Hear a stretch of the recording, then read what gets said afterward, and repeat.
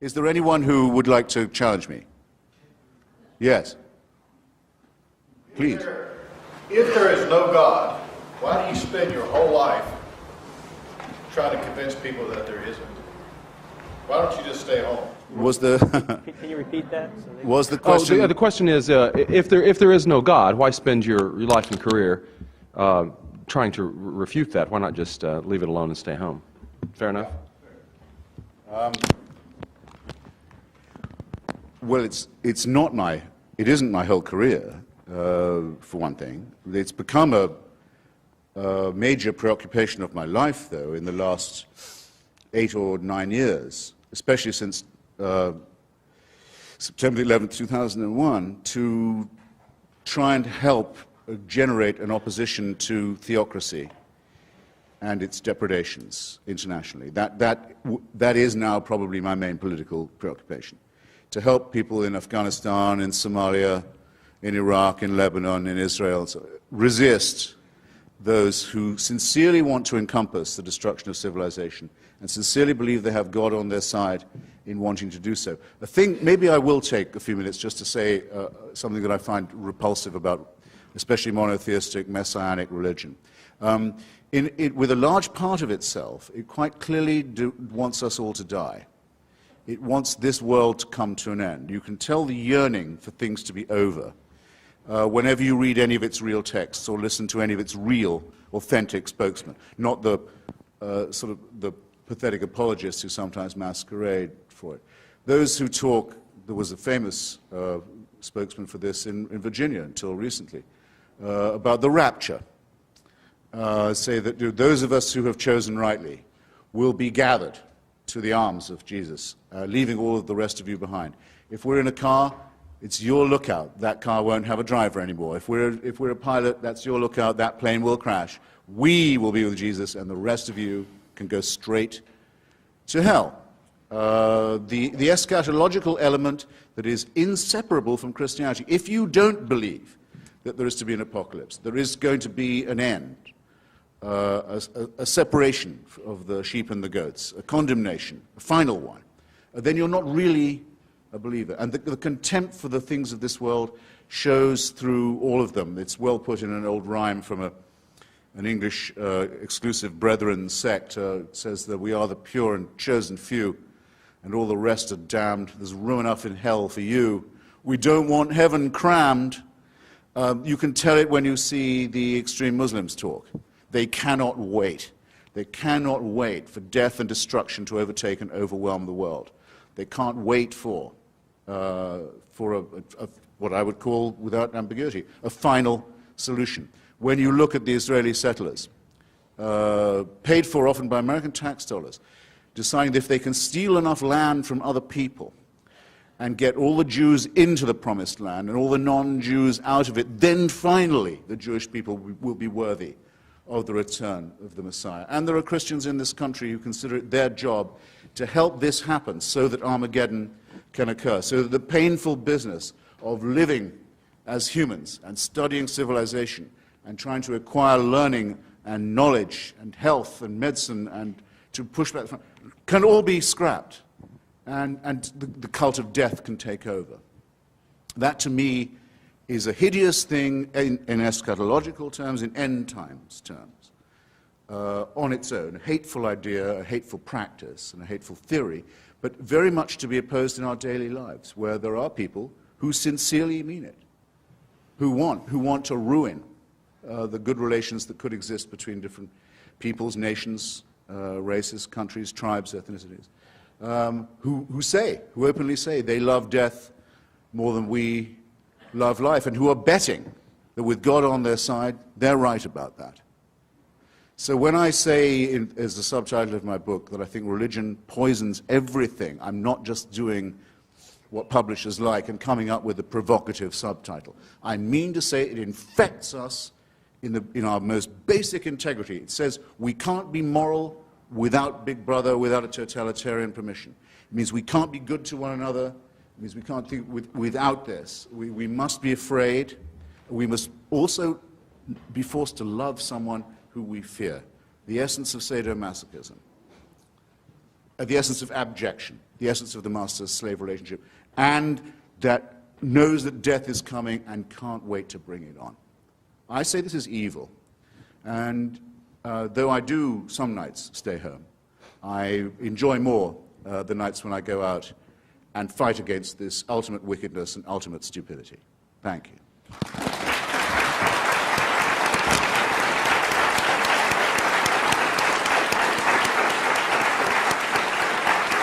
My question is to Christopher is how you can justify wanting to take something away from people from 95 that gives meaning to 95% of the American people and replace it with something that gives meaning to just 5% of the American people. Well, what an incredibly stupid question.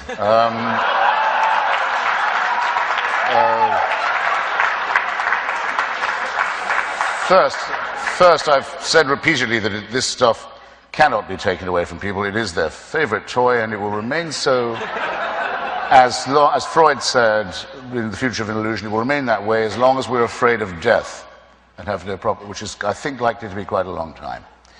Second, I hope I've made it clear that I'm perfectly happy for people to have these toys and to play with them at home and hug them to themselves and so on and share them with other people who come around and play with the toys. So that's absolutely fine. They are not to make me play with these toys. Okay? I will not play with the toys. Don't bring the toys to my house. Don't say my children must play with these toys. Don't say my toys might be a condom. Here we go again.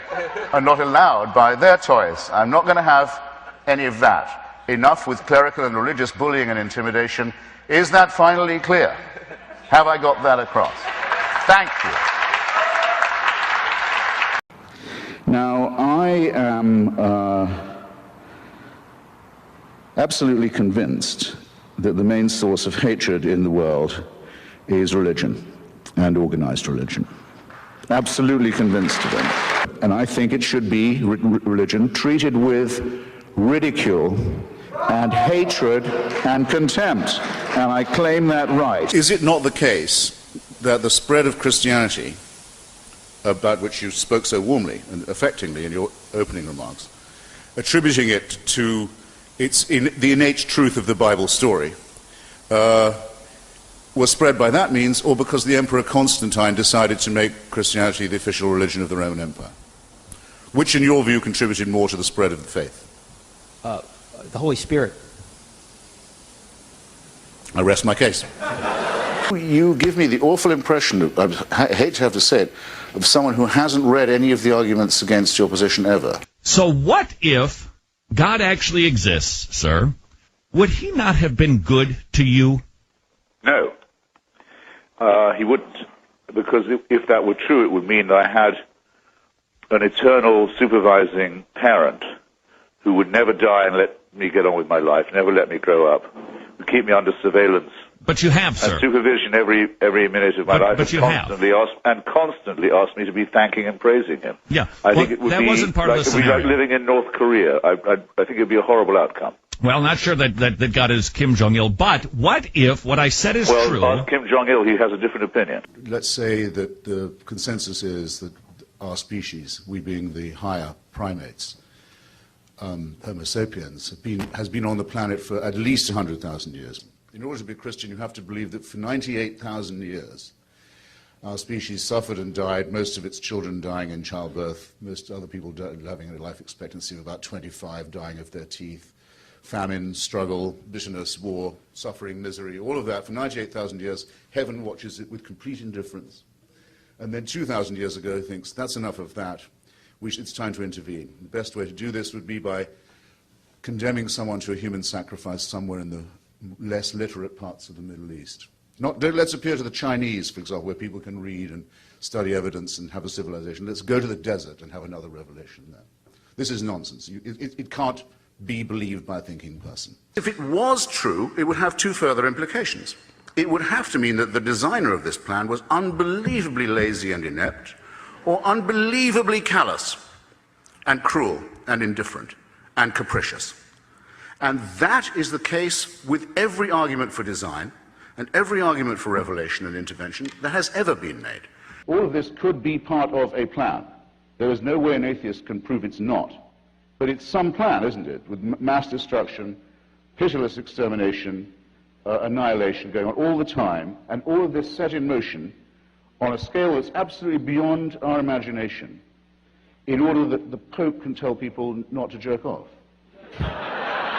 In his comment, one of the few he's made, on the institutionalization of rape and torture and maltreatment of children in Catholic institutions, he has said, it's a very severe crisis which involves us, he said, in the following: in the need for applying to these victims the most loving pastoral care. Well, I'm sorry. They've already had that. The rape and torture of children is not something to be relativized. It's not something to be excused as a few bad priests. It's the crime that cries out for punishment. It's the thing that if we were accused of on this side of the House, we would die rather than admit. And if we were guilty of it, would kill ourselves. Your view would be the same as mine, that child sacrifice is reprehensible, would it not? Did Abraham think child sacrifice was an okay idea? He obeyed God and God intervened. The ultimate question is, does God think child sacrifice, since he sent his own son to be the ultimate sacrifice? Well, he appears to be in favor of it. He does appear to be in favor of it, but in context. You and I agreed that we were not. I'm asking.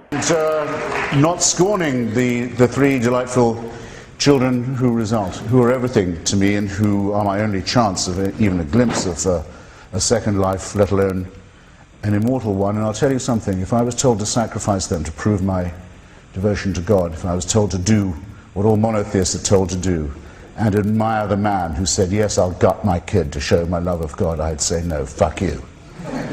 What about Fräulein Freisel in Austria, whose father, unwilling to get out of the way, kept her in a dungeon where she didn't see daylight for 24 years, and came down most nights to rape and to sodomize her, often in front of the children who were the victims of the previous attacks and offenses.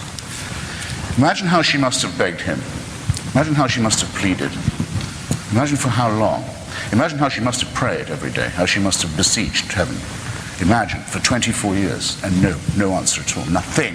Nothing. Now, you say that's all right that she went through that, because she'll get a better deal in another life? I have to ask you, if you can be morally or ethically serious and postulate such a question. No, that had to happen, and heaven did watch it with indifference, because it knows that score will later on be settled. So it was well worth her going through it.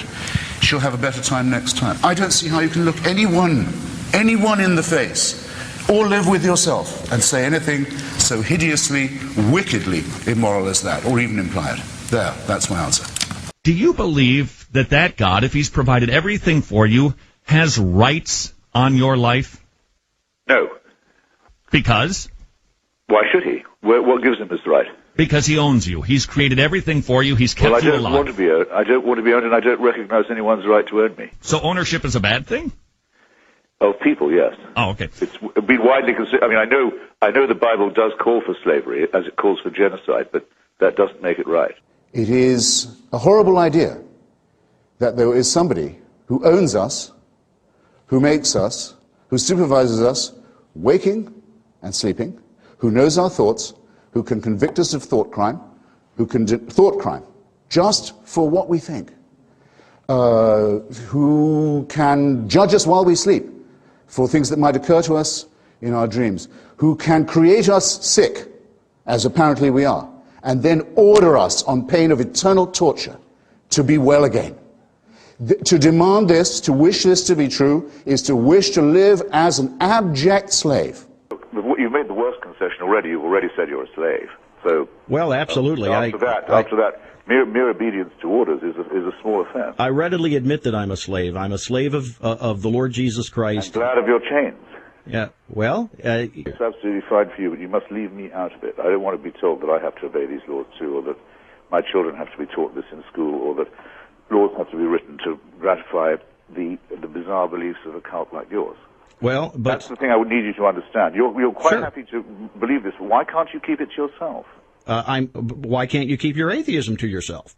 Because the religious won't allow me to.